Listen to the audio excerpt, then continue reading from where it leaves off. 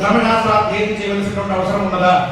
నాకు ధర్మశాస్త్రం ఏమి ఇస్తోంది, నాకు ధర్మశాస్త్రం ఏది తెలుస్తుంది అనేటువంటి ప్రశ్నలకి నేను సభామధ్యమున కొంతవరకు వివరించే ప్రయత్నం చేసి గురువుల ఆదేశాన్ని అనుసరించి పురాణ సంబంధమైనటువంటి విషయాల గురించి కూడా సంక్షిప్తంగా నేను చెప్పదలుచుకుంటూ ఉన్నాను.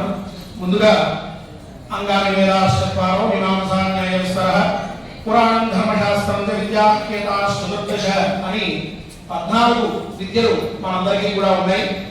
ఏదైతే మనందరికీ కూడా జ్ఞానాన్ని కలగజేసేటటువంటిది ఉన్నదో దాన్ని మాత్రమే మన సనాతన ధర్మంలో విద్య అని చెప్పారు. అజ్ఞానాన్ని కలగజేసేవన్నీ కూడా అవిద్యలుగానే చెప్పబడ్డాయి. అవన్నీ అలాగే కీర్తింపబడి ఉన్నాయి, నిరసించబడి కూడా ఉన్నాయి. ఈ విద్య అంటే జ్ఞానాన్ని కలగజేసేది ఏది, మనకి అవసరమైనటువంటి జ్ఞానాన్ని ఇచ్చేటటువంటిది ఏది అంటే మన సనాతన ధర్మంలో ఉన్నటువంటి 14 విద్యలే అని చెప్పి స్పష్టంగా శాస్త్రకారులందరూ కూడా చెప్పారు. ఆ 14 విద్యల్లో ఒక విద్య స్థానంగా ధర్మశాస్త్రం అనేటువంటిది చెప్పబడి ఉన్నది. వేదమునందు 2 విధాలైనటువంటి కర్మలు చెప్పారు. ప్రవృత్తి కర్మలు, నివృత్తి కర్మలు అని. వాటినే ప్రవృత్తి ధర్మములు, నివృత్తి ధర్మములు అని కూడా చెప్తూ వచ్చారు. ప్రవృత్తి ధర్మములు అంటే మనం కోరికతో చేసేటువంటివి ఇక్కడ కానీ లేక ఆముష్టికమైనటువంటి రోజుల్లో మనకు ఉత్తమమైనటువంటి ప్రయోజనాన్ని కలిగించేటువంటివి ఏవైతే ఉన్నాయో అటువంటి కర్మలని చెప్తూ ఉన్నటువంటి ధర్మములు ఏవైతే ఉన్నాయో వాటిని ప్రవృత్తి ధర్మములు అని చెప్పారు. నివృత్తి ధర్మములు అంటే మనకి నిష్కామంగా జ్ఞానంతో మాత్రమే విద్యా అమృతమశ్నుతే అని చెప్పినట్టుగా ఆ విద్యా సంబంధమైనటువంటి జ్ఞానాన్ని చెప్పినటువంటి వారిని నివృత్తి ధర్మములు అని చెప్పారు.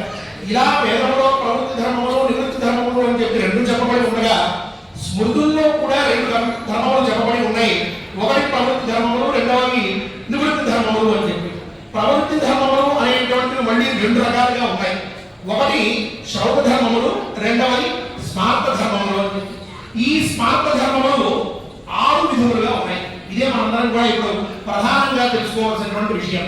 ఏమిటి ఈ స్మార్త ధర్మములు 6గా ఎందుకు ఉన్నాయి, ఏమిటి అంటే మొట్టమొదటి ధర్మాన్ని వర్ణ ధర్మం అని చెప్పారు, రెండవ దాన్ని ఆశ్రమ ధర్మం అని చెప్పారు, మూడవ దాన్ని వర్ణాశ్రమ ధర్మము అని చెప్పారు, నాలుగవ దాన్ని గుణధర్మము అని చెప్పారు, ఐదవ దాన్ని నిమిత్త ధర్మము అని చెప్పారు, ఆరవ దాన్ని సామాన్య ధర్మము అని చెప్పారు.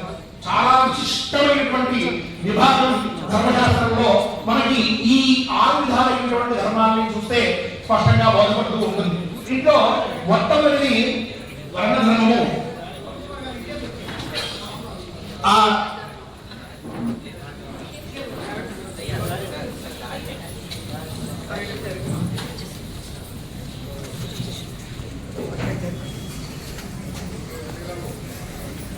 గురుగారు నమస్తే. నమస్తే గురుగారు, బాగున్నారా? మహాస్వామివారికి ఈ సభ సాధారణంగా ప్రణతిపూర్వకంగా స్వాగతాన్ని సమర్పిస్తుంది. యో వేదాదౌస్వర ప్రోక్తో వేదాంతే ప్రతిష్ఠితః తస్య ప్రకృతిరస్య పరస్వ మహేశ్వరః